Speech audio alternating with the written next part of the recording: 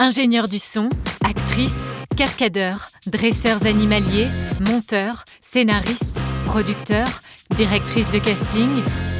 Manessi, l'émission qui met en lumière les femmes et les hommes qui font vivre le cinéma. Salut à tous et bienvenue dans Manessi, le podcast qui braque les projecteurs sur les métiers du cinéma. Aujourd'hui, je reçois Jean-Daniel Vuillermoz, il est créateur de costumes. Diplômé de l'école du spectacle de l'ENSAT, Jean-Daniel débute comme chef costumier sur les films L'Amant de Jean-Jacques Hano, La Reine Margot de Patrice Chéreau, Le Pacte des loups de Christophe Gans. Puis il crée les costumes sur le film Saint-Cyr de Patricia Mazoui, pour lequel il reçoit en 2001 le César des meilleurs costumes. Il est aussi le concepteur des costumes de Contre-enquête de Franck Mancuso, et c'est en 2008 qu'il est de nouveau nominé au César pour Jacou le Croquant de Laurent Boutonnat. Son éclectisme, l'amour de son métier, lui procure la possibilité de naviguer du cinéma au théâtre privé comme au théâtre public. En 2011, la pièce Henri IV de Daniel Collat lui offrira le Molière des meilleurs costumes. Nous évoquerons avec lui ses premiers souvenirs de cinéma, son parcours, les différentes étapes de la conception des costumes, ainsi que la magie du costume sur le jeu des comédiens. Vous écoutez Manessi, un podcast cinéphile présenté par Laurent Chic. Salut Jean-Daniel. Bonjour. Un véritable roi n'est ni mari ni père. Il regarde son trône et rien de plus. Régnez, Rome vous craindra plus que vous ne la craignez. Alors l'extrait qu'on vient d'entendre, c'est Molière de Ariane Mouchkine. C'est un film qui est sorti en 1978, qui raconte la vie du dramaturge Molière. Et je crois que c'est un film qui t'a marqué. Est-ce que tu peux nous expliquer pourquoi ? C'est un des premiers films que j'ai eu la chance de voir quand j'étais en 5e, lors d'une sortie scolaire. Je pense que ce film a fait énormément de sorties pour les écoles. Et je l'ai vu 3 fois, ce film, parce que j'étais complètement fasciné. J'étais peut-être un des rares de ma section à être passionné par cette histoire. Je trouvais que Ariane Mouchkine montrait une vie de troupe, et pour moi, qui était une vie idéale, avec des hauts, des bas, des rêves et tout ça. Il y a cette idée de troupe, mais il y avait aussi cette idée de costume aussi. Est-ce que ça t'avait marqué à l'époque déjà, les costumes ? Mais les costumes m'ont toujours intéressé, ça m'a toujours fait rêver. J'étais beaucoup plus attiré par les films en costume que des films avec des costumes contemporains. Mais oui, j'ai été bercé par l'émission Au Théâtre ce soir, qui était la seule émission de théâtre, le seul moment de théâtre qu'on pouvait voir, nous, en province, parce que je viens d'une ville qui s'appelle Saint-Claude, dans le Jura, et là-bas, il n'y avait pas grand-chose au niveau théâtre, quoi. Et c'est vrai qu'on entendait tout le temps au Théâtre ce soir, à la fin de la pièce, les costumes sont de Donald Cardwell et Roger Hart. Les décors de Roger Hart. Les décors de Roger Hart. C'est vrai que ça a marqué cette phrase. Ça a marqué pendant... Oui. Moi, j'étais hyper fier. Ma première pièce de théâtre comme créateur de costumes, j'ai eu la chance de la faire avec Jean-Claude Brialy, ça s'appelait Le Bal des voleurs de Hanouille, avec une actrice qui s'appelait Dany Robin, Jacques François, Stéphane Hillel, et toute une très belle distribution. Jean-Claude Brialy, lui, il aimait ce côté vintage du théâtre. Il avait annoncé à la fin du spectacle, les décors sont de Pierre-Yves Leprince, les costumes de Jean-Daniel Vuillermoz. Et donc, c'était ma première pièce. Et d'un seul coup, j'entends mon nom comme ça sur scène. Après, ça s'est jamais plus reproduit parce que c'est pas du tout tendance aussi bien dans le théâtre privé que dans le théâtre public. Mais c'était rigolo. Voilà. On a une tradition dans Manessi, c'est qu'on donne la parole aux enfants. Et on a un garçon qui s'appelle Mathéo qui veut te poser une question. Bonjour Jean-Daniel, bonjour Laurent. Je m'appelle Mathéo, j'ai 11 ans et j'ai quelques questions pour toi Jean-Daniel. D'abord, comment devient-on créateur de costumes et plus particulièrement pour le cinéma? On devient créateur de costumes. Moi, ça s'est fait petit à petit. J'ai commencé comme assistant en sortant de l'ENSAT. J'ai même pas commencé comme assistant. J'ai commencé comme chef d'atelier. Alors juste, on précise, l'ENSAT, c'est l'École nationale supérieure des arts et techniques du théâtre. Du théâtre, c'est ça. On l'appelle aussi rue Blanche, parce qu'à l'époque, elle était rue Blanche dans le 9e. Et maintenant, elle est à Lyon. Elle est à Lyon, elle était délocalisée à Lyon depuis pas mal d'années. Et avant de faire cette école... et avant de devenir créateur de costumes, j'ai été chef d'atelier sur pas mal de films, c'est-à-dire chef d'atelier, je prenais la responsabilité d'un atelier. Donc ça s'est produit sur un film comme Jean Galmo Aventurier, où on a monté un atelier en Guyane, c'est-à-dire monter un atelier, on a choisi un lieu, on a loué des machines, on a emmené les tissus, on a embauché le personnel. Et là, on coupait les costumes pour le film Jean Galmo. J'ai fait la même chose pour un autre film qui s'appelle Les 1000 et une nuits de Philippe Le Broca. Là, je me suis installé au Maroc. Et pareil, le même, on a fabriqué presque 800 costumes sur ce film. L'ENSAT, tu rentres comment ? Tu rentres sur concours ou comment ça se passe ? C'est toujours la même chose, on rentre sur concours. Moi, à mon époque, il y avait à peu près 200 candidats. Et ils prenaient 7 personnes dans la section costume, réalisateur de costumes. 7 sur 200, c'est quand même... C'était pas mal, ouais. J'étais le seul garçon. La sélection se fait comment ? Sur un entretien ? Non. Au début, ils font une sélection sur dossier. Après, on est convoqué. Il y a 2 jours de concours. Il y a de l'écrit, il y a une question sur l'histoire du théâtre. Moi, mes seules connaissances, c'était au théâtre ce soir, donc c'était pas très fun. Il fallait mieux connaître le théâtre public que le théâtre privé. Et puis après, il y avait des épreuves de couture et une épreuve de moulage. Et après, on était... Voilà. Tu fais tes études à l'ENSAT, tu sors de cette école, et je crois que tu fais des rencontres aussi après qui te propulsent dans ce métier. Oui, déjà, dans cette école, on a fait beaucoup de stages. Et moi, tous mes stages, je les faisais à l'Opéra de Paris. En fait, quand je suis arrivé à l'ENSAT, je suis passé devant le Palais Garnier, et mon rêve, c'était de travailler comme costumier, comme couturier, à l'intérieur de l'Opéra de Paris, parce que je trouvais que c'était une maison prestigieuse, c'était très beau en plus.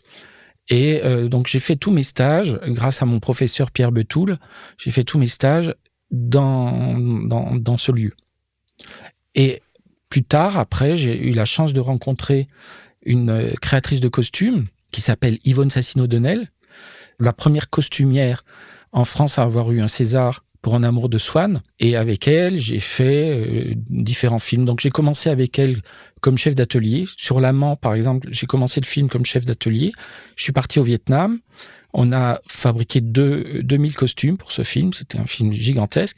Et après, j'ai fait tout le film comme son assistant, comme chef costumier. Donc, c'est grâce à elle, en fait, que tu as pu évoluer dans ce métier. Ouais. Et j'ai fait des films je parlais tout à l'heure de Jean Galmo Aventurier. J'ai fait Jean Galmo Aventurier avec elle. J'ai fait plusieurs Chouans. Le Passage, Chouan, c'est des films que j'ai fait avec elle. Dans Manessi, on essaie aussi de garder un fil rouge avec nos invités. Et là, j'ai une question de Ludovic Douillet, qui est directeur de production. Bonjour, Ludovic Douillet, directeur de production. J'aurais aimé savoir à partir de quel moment on passe de chef costumier à créateur de costumes et pourquoi. Et peut-on toujours continuer à faire chef costumier, créateur de costumes, l'un ou l'autre ou les deux ? Alors ça, c'est une question un peu compliquée parce qu'on passe pas automatiquement de chef costumier à créateur de costumes. C'est un choix, c'est des rencontres, c'est des envies. Moi, j'ai envie de raconter des histoires et d'aider à raconter des histoires en mettant en scène, c'est-à-dire en créant et en imitant des costumes. Ça peut aider le comédien et le spectateur à comprendre mieux un personnage. Donc ça, c'est pas quelque chose d'automatique. Moi, je suis passé de chef costumier à créateur de costumes grâce au théâtre surtout. C'est d'abord au théâtre que j'ai fait mes premières créations de costumes. C'est grâce au théâtre, en même temps, c'est grâce au cinéma, puisque je faisais la Reine Margot. Et j'ai rencontré Jean-Claude Brialy, et Jean-Claude Brialy m'a confié des créations de costumes pour le théâtre, le Bal des voleurs. Et après, j'ai fait plusieurs films avec lui où il était réalisateur. Et justement, Jean-Daniel, est-ce que tu te souviens de ton premier film en tant que créateur de costumes ? Alors, mon premier film comme créateur de costumes, c'était un film contemporain. C'était un film de Jacques Deray, Un crime, avec Alain Delon. Et ce film, j'ai pu le faire grâce à Alain Delon parce que je venais de faire avec lui, j'avais fait déjà 2 films avec lui, Le Passage de René Manzor et Le Retour de Casanova d'Édouard Nirmans. Et on s'était pas mal entendu. Lui, il avait un problème avec sa costumière qui le suivait depuis pas mal d'années en ce moment-là. Donc, il cherchait quelqu'un pour faire ce film. Donc, c'est la première fois que je me suis retrouvé tout seul à faire un film contemporain, c'est-à-dire proposer tous les costumes au metteur en scène, sur chaque acteur différent. Et je me souviens une petite anecdote. Au début, j'étais pas du tout... j'avais pas les clés de ce métier. J'avais fait que des films en costume, en plus, en ce moment-là. Donc j'étais avec Emmanuel Blanc, qui était l'acteur principal du film, et on avait fait toutes les galeries des Champs-Élysées pour trouver les costumes. Donc j'avais vu le pantalon dans une galerie, le t-shirt ou une chemise ailleurs, dans un autre magasin, tout ça. Et je savais pas comment faire pour montrer ça au metteur en scène. Donc j'ai pris Jacques Deray sous le bras, et on a fait toutes les boutiques. Vous êtes parti faire du shopping avec Jacques Deray. J'ai fait toutes les boutiques en disant, mais imaginez les baskets, elles sont dans la boutique d'après, mais vous allez les voir. Il vous plaît le pantalon? Bon, j'achète le pantalon. Puis, en fin de journée, il me convoque dans son bureau. Il me fait, bon, Jean-Daniel, ce que tu m'as présenté, c'est exactement ce que je voulais. Mais pour les autres acteurs, parce qu'il y avait au moins 36 personnages à habiller dans ce film, il me dit, tu vas essayer de trouver une autre solution parce que j'ai pas envie de me taper tous les magasins pour choisir une basket, un t-shirt, un machin, voilà. C'était assez drôle à l'époque parce que c'était surtout Jacques Deray et il a accepté de faire ça avec moi. Voilà, après, j'ai fait des sorties, j'ai réuni les costumes dans un local. Et puis là, je faisais venir le metteur en scène, mais on voyait tout l'ensemble en même temps de chaque personnage. C'était beaucoup plus rapide et beaucoup plus simple. Et t'as des souvenirs de ta collaboration avec Alain Delon ? J'ai pas vraiment... Oui, j'ai des souvenirs un peu violents quand même sur... pas avec nous, pas avec les costumes, mais sur le film d'Édouard Niermans, j'étais... Sur les deux films, Le Passage de René Manzor, j'ai trouvé... Ça rouspétait tout le temps. Moi, j'étais tout jeune, je débarquais et je m'occupais de Daniel-Émile Faure. En fait, mon rôle, c'était m'occuper de Daniel-Émile Faure, qui était qui jouait le personnage de la mort. Donc, il était complètement masqué. Je ne sais pas si vous voyez qui c'est cet acteur. Non, mais je vois très bien la scène avec la faux, avec voilà. Donc, le fléau, quoi. Mais dessous, il y avait un acteur. Cet acteur, il avait 4-5 heures de maquillage. À l'époque, c'était des Anglais qui étaient spécialistes pour faire ce genre de maquillage, qui étaient venus pour s'occuper de lui. Et moi, je m'occupais de lui au quotidien. Et j'ai souvenir, alors c'est peut-être des secrets à pas raconter, mais René Manzor et Alain Delon, c'était assez compliqué au quotidien, quoi. Alors Jean-Daniel, est-ce que tu peux nous donner les qualités pour devenir un créateur de costumes ? Donc les qualités, c'est de s'adapter facilement, être capable de travailler avec des gens différents, être très curieux, avoir beaucoup d'imagination, savoir composer une équipe. Moi, ce que j'aime bien, ce que je trouve nécessaire pour un créateur de costumes, mais tous les créateurs de costumes ne fonctionnent pas comme ça. Je trouve que c'est nécessaire de dessiner. Je trouve que c'est bien de dessiner en tout cas les personnages principaux et les ambiances des scènes, surtout pour des films historiques, parce que c'est la première fois que le metteur en scène voit une image des différents personnages qu'il a pu imaginer dans son film. Et ça permet, avec ces dessins, ça permet de montrer aux équipes qui vont fabriquer les costumes ce qu'il faut faire. Ça permet aux acteurs de voir comment ils vont être habillés. Et je pense que la maquette est quelque chose de nécessaire. En tout cas, quand j'ai travaillé avec Yvonne Sassino-Donnel, cette créatrice de costumes, c'est ce qu'elle m'a appris, c'est ce qu'elle faisait. Moi, elle m'a appris à dessiner. En plus, elle m'a appris à travailler le dessin. Aimer les histoires, aimer raconter des histoires à travers les costumes, et puis aimer les acteurs. Justement, t'évoquais le travail d'équipe, qui est une notion très importante dans ton métier. Je vais te faire écouter un témoignage qui va te ramener quelques années en arrière. Bonjour Jean-Daniel. Comme d'habitude, j'arrive de ma campagne. J'évoquerai les souvenirs de notre rencontre sur le tournage en Guyane de Jean Galmo Aventurier, d'Alain Maline. C'était il y a 30 ans. On était tout petits. Tu avais déjà toutes les qualités pour t'épanouir dans le métier. La vision d'ensemble, le sens de l'organisation, l'audace, la réactivité. Tu dirigeais l'atelier. Une grande partie des costumes étaient fabriqués sur place et c'était épique. Je te dois une fière chandelle parce que je n'avais pas une grande expérience des tournages. Toi, tu avais l'air d'être tombé dedans tout petit. Les journées avec 400 figurants prêts à tourner à 8 heures du matin, en costume d'époque et sous les tropiques, avec Brigitte Pérez, Agnès Lamour, et toi, on était partout à la fois. Depuis, tu as fait un travail colossal de création en création. Maintenant, j'enseigne à l'ENSAT. Les gestes, les lignes, l'art du métier de costumier, mais aussi le goût de l'équipe. Alors, j'aimerais savoir si tout au long de ton parcours, tu as réussi toujours à fonder l'équipe costume, ce qui fait sa force, comme on l'a connu là-bas. Alors, le témoignage qu'on vient d'entendre, c'est Florence Cadinot. Oui, je la reconnais, j'ai reconnu sa voix. Tu peux nous dire qui est Florence ?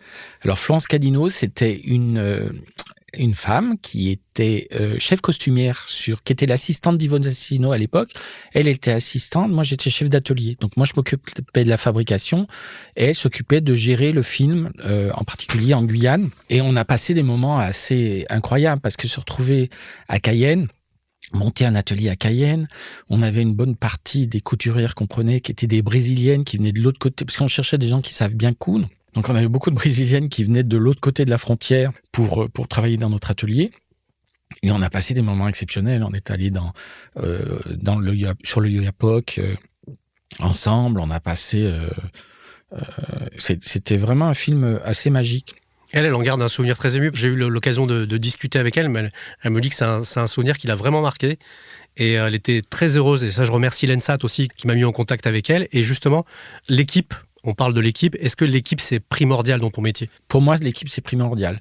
Les personnes avec qui je travaille actuellement, il faut vraiment que je les aime et c'est pratiquement des amis avant d'être des collègues de travail. Moi, en tout cas, je fonctionne comme ça.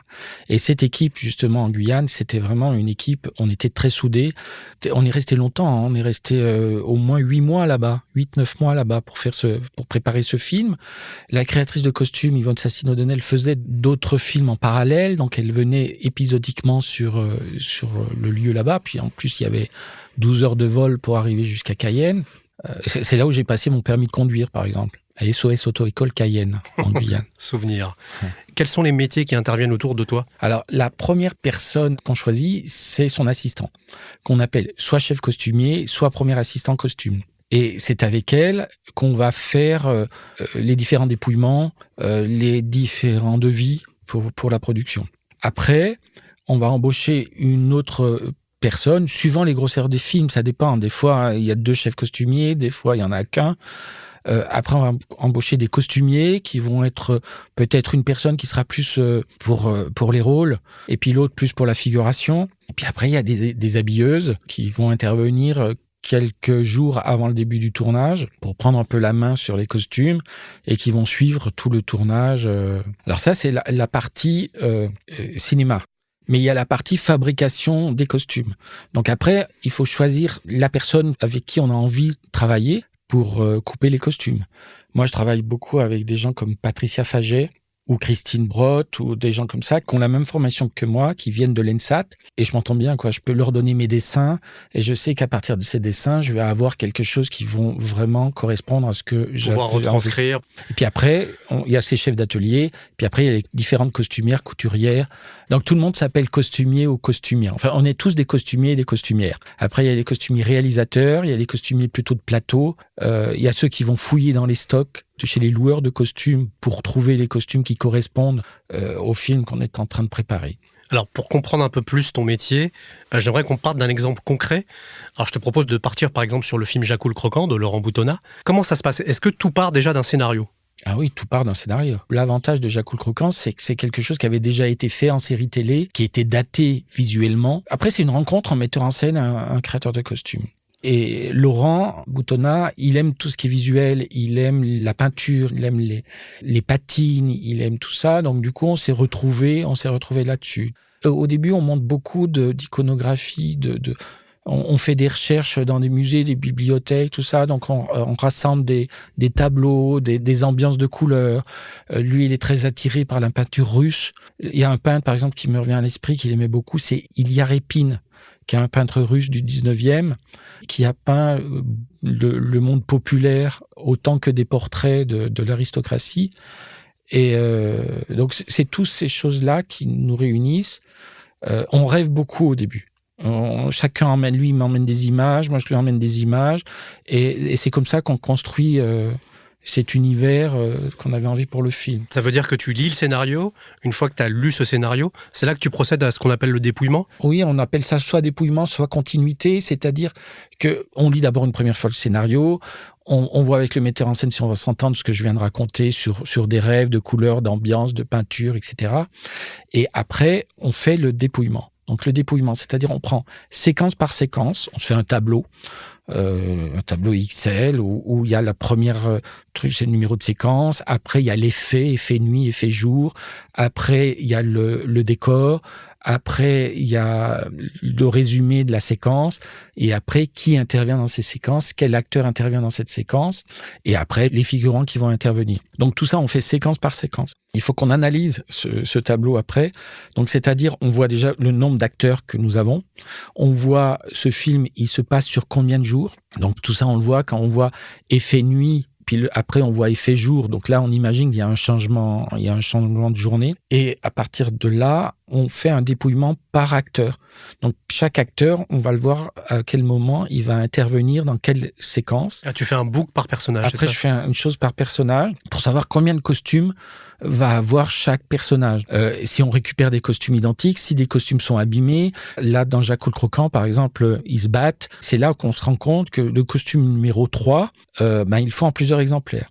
Et plus tard, quand on va voir le plan de travail, on va se rendre compte, évidemment, les scènes où le costume doit être très abîmé vont être tournées avant que les scènes où le costume est propre.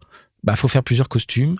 Il faut qu'on imagine la patine du costume abîmé avant qu'il soit abîmé d'une manière réelle. Tu peux juste expliquer ce que c'est la patine? Alors, la patine, c'est après avoir fabriqué un costume, on a un costume neuf comme s'il sortait d'un magasin. Et là, c'est parce qu'on a envie. Ce costume qu'on a, parce qu'on va prendre le personnage à un moment X, donc ce costume, il a déjà vécu auparavant. Donc il faut lui donner une vie. Il faut faire croire que ce costume, il a 30 ans, il a 40 ans, il a 100 ans. Donc, c'est des techniques de peinture, on va raboter, on va user, on va rapiécer, on va reteindre des costumes pour leur donner cette apparence déjà vécue. D'accord. Tu lis ton scénario, tu fais ton dépouillement. Une fois que tu as fait ce dépouillement, c'est là que intervient la recherche iconographique, c'est ça? On travaille un peu en parallèle avec son assistante, parce que l'assistante, elle va travailler plus sur les dépouillements de chaque personnage.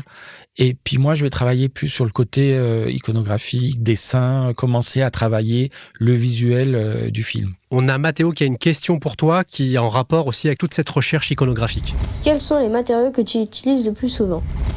Les matériaux que nous préférons utiliser, c'est évidemment les matériaux naturels, tout ce qui est soie, tout ce qui est coton, tout ce qui est lin, parce que c'est des matériaux qu'on peut maîtriser plus facilement, c'est-à-dire qu'on peut transformer, qu'on peut teindre, qu'on peut user. Je parle pour les costumes historiques.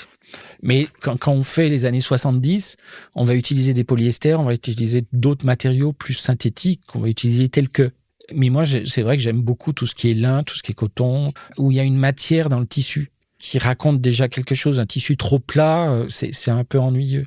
Après, il faut qu'on fasse attention pour qui on travaille. Si on travaille pour la télévision, on n'utilise pas tout à fait les mêmes procédés de film. Et du coup, il y a des matériaux où il y a certaines vibrations qui vont pas passer à l'image. Puis après, les couleurs, tout ça, c'est un travail qu'on fait avec le chef op. Il faut voir comment le traitement, ce qui va être fait après. Sur le film Jacques le Croquant, vous voyez qu'il y a un filtre un peu vieilli, jaune, qui est en permanence sur ce film, qui rend le film un peu plus chaud. Et du coup, moi, dans les couleurs, je suis allé vers des couleurs un peu plus fortes, un peu plus vives, parce qu'on savait que ça allait être atténué par ce traitement.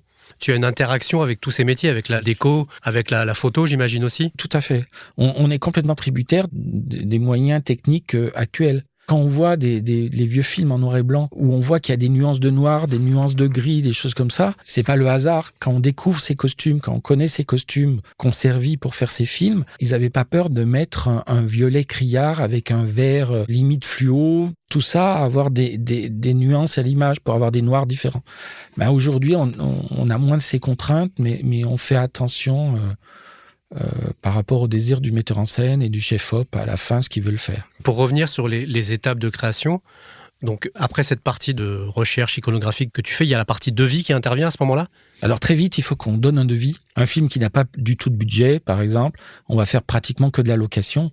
Donc il faut savoir le nombre de costumes qu'il nous faut. Alors tout ça, on voit déjà les scènes de figuration, combien il y a de figurants par jour, quels sont les types de costumes qu'on aura besoin, pendant combien de jours on a besoin de ces costumes, et après on compose un stock, et en composant ce stock, on connaît les quantités, et avec ça on fait le devis. Après on fait le devis de tout ce qui va être fabriqué, donc là c'est un peu plus compliqué à faire, il faut arriver à estimer le nombre de personnes qu'on a besoin pour fabriquer un costume. On additionne tout ça et on finit par avoir le devis qui est en général renégocié par la production. Donc, il faut retrouver des solutions. Et donc, une fois que tu as fait ce devis, c'est là que vous commencez le travail en atelier ? On commence le travail en atelier après, ouais. Donc, une fois que toutes ces étapes sont validées, tu passes en atelier. Comment ça se passe après pour vous en atelier ? Donc, en atelier, commence en général la personne qui va couper les costumes.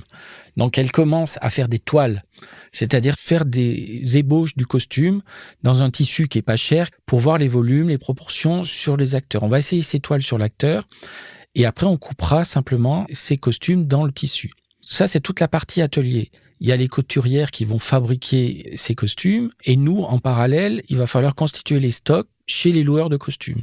Tout ce travail se fait un peu en parallèle, l'atelier, la recherche de costumes et les essayages et tout le reste, quoi. On a bien compris ton rôle sur les films d'époque, mais ton travail, est-ce qu'il est différent sur un film contemporain ? Le travail, c'est à peu près le même sur un film contemporain pour moi. C'est la même chose, c'est les mêmes dépouillements, c'est les mêmes conduites, c'est les mêmes recherches. La seule différence, c'est que les équipes sont un peu plus petites. Le film Let's Dance que j'ai fait de Ladislas Chola avec Ryan Bensetti, on a fait ce film à deux, c'est-à-dire mon assistante et moi, plus une habilleuse qui est intervenue au moment du tournage. Mais c'est pareil, on fait des recherches. Moi, le hip-hop, c'est comme la cour de Louis XV. Pour la cour de Louis XV, je fais des recherches, je cherche la doc. Pour le hip-hop, je fais pareil. Ce qui est plus facile, le hip-hop, c'est qu'on peut rencontrer des vraies personnes qui peuvent nous parler de leur art et qui nous expliquent les codes vestimentaires et les choses comme ça. Donc c'est pour ça qu'ils travaillent plutôt avec un costumier que quelqu'un spécialiste en mode de hip-hop. Parce que le costumier, il va avoir ce recul. Il n'y a pas que le moment festif du costume. Il y a la vie de ce personnage avant, chez lui, après, dans la nuit. Donc nous, costumiers, on est complètement adaptés à imaginer tout un univers autour de ce personnage. Est-ce que tu as du coup l'impression qu'à travers le costume, tu racontes une histoire ? Moi, je pense que oui. On aide en tout cas à raconter l'histoire. Il n'y a pas que nous, les costumiers, qui racontons l'histoire. Il y a le décorateur, il y a la lumière, il y a le décor. Il y a le metteur en scène, il y a le comédien, mais on est un des éléments qui sont nécessaires pour raconter l'histoire. Il faut trouver des costumes qui soient pas trop forts non plus.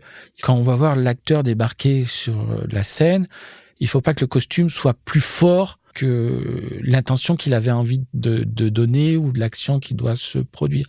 Il faut trouver le bon costume qui indique ce qu'on a besoin d'indiquer et qu'on oublie très vite après. Tout dépend ce que l'acteur aura à jouer.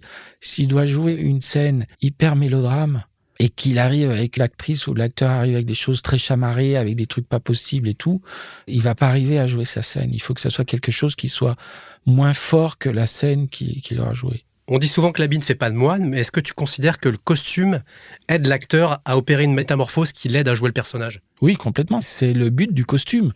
Le but du costume, c'est d'aider et c'est soutenir un acteur à rentrer dans son personnage. L'idée, c'est que le costume, c'est comme une seconde peau. Quand un acteur, le matin, arrive dans sa loge, se déshabille, laisse ses vêtements perso et après enfile un habit, une culotte, des bas, des chaussures, un pourpoint, passe au maquillage, parce qu'il y a le maquillage, la perruque. Progressivement, il a complètement oublié le personnage réel qu'il est pour rentrer dans ce personnage de fiction. En 2001, tu reçois le César des meilleurs costumes pour le film Saint-Cyr de Patricia Mazoui. Comment tu te sens quand tu reçois ce prix ? Alors quand je reçois ce prix, j'étais déjà très ému d'arriver dans cette salle, cette cérémonie. C'était au Châtelet, je crois, à l'époque. Je trouve ma place. Et puis les gens disent « Ah oui, si t'es installé là, etc., c'est que tu vas peut-être l'avoir parce que c'est facile d'accès à la scène. Ceux qui sont au milieu, c'est sûr qu'ils l'ont pas parce qu'ils doivent déranger tout le monde. » Donc déjà, ma place montrait que j'étais bien placé. On était deux à être nommés pour ce film avec Edith Vesperini. Et quand j'ai entendu nous non, on est monté sur le plateau, j'étais assez ému, je me suis dit, j'ai pas fait beaucoup de films derrière comme créateur de costumes, c'était un des premiers, j'en avais pas fait tant que ça. Je me suis dit, j'espère qu'il y en aura d'autres. Non. J'avais l'impression qu'on remettait des Césars plutôt aux gens qui avaient déjà une grosse carrière derrière eux, quoi. Et en fait, non, un César est remis à une personne à un moment T. Ça veut dire que ces Césars, ils t'ouvrent aussi des portes ? J'ai pas l'impression. Ça m'a ouvert plus de portes au théâtre, en fait. Quand tu as eu ton Molière pour Henri IV, c'est ça ? Oui, mais pour le théâtre, j'en ai fait beaucoup. En général, je fais 5 ou 6 pièces par an. Et un film, j'en fais un par an. Et des fois, j'en fais pas parce que quand je me retrouve avec une comédie musicale ou un opéra, qui me prend exactement le même temps qu'un film. En théâtre, j'ai fait plus de 200 pièces de théâtre comme créateur de costumes. Et ça veut dire que tu travailles de la même manière au cinéma et au théâtre? J'ai l'impression de travailler de la même manière. Parce que quand on me dit est-ce qu'il y a une différence de costume pour le théâtre, pour le cinéma, j'ai l'impression que non. Mais après, il y a des intentions différentes. C'est sûr, on a plus de parti pris au théâtre. Par exemple, j'ai fait le système Ribadier avec Patrice Chenet, PEF, et Valérie Kersinti. C'était juste avant le premier confinement. Là, on a fait des costumes historiques, on a fait des costumes 1880, mais on a pris un vrai parti pris de couleur. On a voulu faire tout en noir et blanc. Au cinéma, en général, c'est plutôt des costumes très réalistes, sauf des films très particuliers, comme Meurtre dans un jardin anglais, où il y a tout un visuel qui est très très fort. Alors, on va avoir une autre question, on va avoir un autre témoignage d'une comédienne qui s'appelle Laetitia Eido. C'est une comédienne qu'on a découverte dans la série Fauda, une série qui était sur Netflix, et elle a une question à te poser. Alors, bonjour, moi je suis Laetitia Eido, comédienne, entre autres choses, et j'ai un rapport assez peut-être drôle au costume, parce que c'est vrai que très souvent on me met des costumes à l'écran, du moins, qui me rendent un petit peu moins que ce que je ne suis, c'est-à-dire moins classe, moins grande. C'est très frustrant. Et la question que je pourrais poser à l'invité du jour, est-ce qu'il y a un rêve de costume qu'il n'a pas encore pu réaliser, qu'il rêve de réaliser? Alors, j'aime bien sa première partie, la frustration qu'elle a par rapport à comme elle est habillée. C'est le problème qu'on se retrouve souvent avec des acteurs et des actrices, surtout en France et surtout dans les films contemporains. Ils aimeraient refléter ce qu'ils sont eux. Et en fait, nous, avec le metteur en scène, le réalisateur, on est là pour essayer de les emmener vers une image, vers un personnage qui n'est pas forcément eux. Quand vous regardez une série anglaise et quand vous voyez les acteurs, une série des années 50 par exemple, ils acceptent très volontiers de se retrouver avec des coiffures, parce que les coiffures des années 50 ou des coiffures des années 60, même pour les jeunes femmes, quand on les fait aujourd'hui, on a l'impression de voir nos grands-mères ou nos parents. Mais quand on fait un film qui traite ces époques, on a envie d'aller à fond. Et ce qui est dommage de ne pas aller à fond dans l'époque, parce qu'on veut faire moderne, parce qu'on veut faire aujourd'hui, c'est que du coup, notre film, il va vieillir beaucoup plus vite. Quand on prend des vieux films, même des films historiques des années 60, 70 français, quand on les regarde aujourd'hui, on se dit, là c'est un vieux film qui est même plus regardable. Parce que quand vous regardez des films comme... Angélique Marquise des Anges, le seul film qui me revient des années 50 ou 60, on voit tout de suite que ça a été fait dans les années 50-60. On voit tout de suite que c'est pas des films qu'on ferait aujourd'hui. En revanche, quand on regarde des films de la même époque, par exemple My Fair Lady, qui ont été faits en Angleterre, eux, ils ont toujours été soucieux du costume historique, d'une recherche de l'histoire dans le costume. Et quand on regarde le film aujourd'hui, on se rend compte qu'il a vieilli moins vite que nos films français. Nous, on est tellement influencés par la mode en France que c'est dommage que les acteurs ne jouent pas le jeu. Des fois, j'ai l'impression que votre métier, c'est un peu un métier de nounou aussi, limite. Notre métier, c'est un peu un métier de nounou, mais ça devrait pas l'être. Notre métier, c'est vraiment un métier pour aider l'acteur à aller dans une direction et pour l'aider à jouer leur personnage. Alors, et pour répondre à la question de Laetitia, as-tu un rêve de costume que tu n'as pas encore réalisé? J'ai que ça. J'en ai que ça, des rêves de costume. Il y a des époques peut-être sur lesquelles tu aimerais plus travailler ou... Les époques, je suis allé de la préhistoire à nos jours, donc j'en ai fait pas mal d'époques. Mais il y a des films, je sais pas, j'aurais adoré faire Downton Abbey, la série par exemple. Je trouve ça sublime. Magnifique série. C'est voilà. Je trouve que les Anglais, ils sont tellement forts pour tout ce qui est reconstitution historique. Et ça date depuis Hercule Poirot avec Souchet. Les reconstitutions, elles sont parfaites. Sur les années 20, les années 30, c'est la perfection. Donc, le film que j'aimerais faire, ce qu'on me présente. Le prochain, celui qui arrive. Ouais, j'aimerais bien. Quels sont tes personnages de cinéma préférés? En fait, j'en ai plein, comme des personnages comme François Pinault. Pignon. François Pignon, c'est un producteur. Il y avait un film qui s'appelait Pinot Simple Flic aussi. Ouais, Pinot Simple Flic. Avec Gérard Jugnot. Ça, j'avais bien aimé. J'adore comme Gérard Jugnot aborde les personnages qui jouent, je crois. C'est un sublime acteur, quoi. Mais j'aime bien les personnages historiques, quand même, je suis obligé de le dire. Tous les films de Visconti, tous les films de Avec ce regard Visconti. sur le costume toujours, ou t'arrives à quand même... Il y a le regard sur les costumes, mais j'arrive à avoir du recul. Ça m'arrive vraiment d'oublier le costume quand je suis pris par l'histoire et je me dis oh merde, j'ai raté quelque chose. Faudrait que je revoie le film en regardant plus les costumes et les décors, parce que là j'ai complètement zappé. Je suis vraiment rentré dans le sujet. Dans le plaisir du spectateur, tout simplement. Ouais. Mais les James Bond, j'adore ça, par exemple. J'adore tous ces personnages et chaque fois qu'il y a un nouvel acteur qui reprend le personnage, je trouve que c'est toujours assez magique. Même dans le costume, quand on voit par exemple Sean Connery quand il faisait James Bond et quand on voit maintenant Daniel Craig, ils amènent quelque chose de différent à chaque fois. Ils emmènent quelque chose de différent, mais en même temps, ils sont toujours classe comme on veut le voir à notre époque. Daniel Craig, c'est vraiment l'homme d'aujourd'hui et les autres correspondaient vraiment à chaque époque. C'est des films qui sont riches au niveau documentation historique pour le costume, je trouve, tous ces films. Et qu'est-ce qui te plaît dans un personnage comme François Pignon, par exemple ? François Pignon, ce que j'aime, c'est le côté récurrent pour créer des personnages qui ont un vrai lien commun et en même temps qui sont très différents, puisqu'il prend des acteurs différents pour les jouer. Là, on peut pas parler vraiment de costumes, c'est des costumes contemporains, et pourtant c'est des costumes, parce que je pense que quand on habille Villeray, Pierre Richard, j'ai jamais discuté avec les costumières qui ont fait ces films, en fait. Moi, c'est marrant parce que l'impression que j'avais quand je regardais les costumes de ces comédiens de François Pignon, j'ai toujours eu l'impression qu'ils avaient des costumes trop grands. Oui, c'est peut-être le rôle qui était trop grand pour eux, je sais pas. Non, c'est pas le rôle qui était trop grand, parce qu'ils ont bien servi leur rôle, en tout cas. Gérard Jugnot, il en a fait un au théâtre. C'était mis en scène par Weber. C'était Trésor, je crois, ou Mon Trésor ou Trésor. Que dirait le Jean Daniel enfant au Jean Daniel adulte sur son parcours ? Le Jean Daniel enfant, il était dans ses rêves. Il vivait à Saint-Claude, dans le Jura, et il rêvait de faire des vêtements, des costumes. J'organisais des pièces de théâtre avec mes camarades.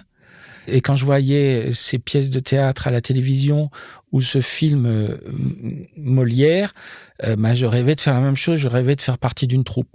Et puis aujourd'hui, j'ai l'impression que mes rêves ont été en partie réalisés, mais j'en ai encore beaucoup qui devraient se réaliser un jour. Je dirais, t'aurais pu travailler encore plus, quoi. Et ce Jean-Daniel adulte, je pense qu'il est dans les mêmes rêves qu'enfant. Je pense qu'on change pas trop, quoi. J'ai l'impression qu'on change pas trop. Est-ce que c'est important pour toi de transmettre ton métier ? Je commence à y penser. En fait, c'était pas une importance jusqu'alors. J'ai fait ce métier quand même d'une manière très personnelle, limite un peu égoïste, parce que j'ai fait ce métier parce que ça me plaisait. J'ai tout consacré en fait à ce métier, à mon métier, parce que j'aime ça, parce que ça me fait oublier tout le quotidien. Et c'est vrai que en vieillissant, on se dit faut peut-être passer à autre chose, faut peut-être aider des gens à vivre leurs rêves aussi. Jean Daniel, que peut-on te souhaiter pour le futur ? Tout. Du travail, des films. J'aimerais bien faire un peu plus de films parce que c'est vrai que ce qui est compliqué, c'est que j'ai fait des choix. À un moment donné, je voulais faire une comédie musicale, donc du coup j'ai refusé des films. Après, il y a du théâtre qui s'est enchaîné. Je travaille beaucoup avec 2 metteurs en scène qui s'appellent Yves Bonnen, qui est le directeur du Centre dramatique de Poitou-Charentes, et Ladislas Chola, avec qui j'ai fait beaucoup de pièces de théâtre dans le privé. Et du coup, on a des étiquettes et les gens vous trouvent trop théâtre, donc du coup on vous embauche pas pour certains films. Votre nom circule. On dit lui, non, il a fait trop de comédie musicale, il est trop théâtre, il est trop ci, il est trop ça. Du coup, on m'appelle un peu moins sur des films. On m'appelle quand c'est des réalisateurs avec qui j'ai l'habitude de travailler.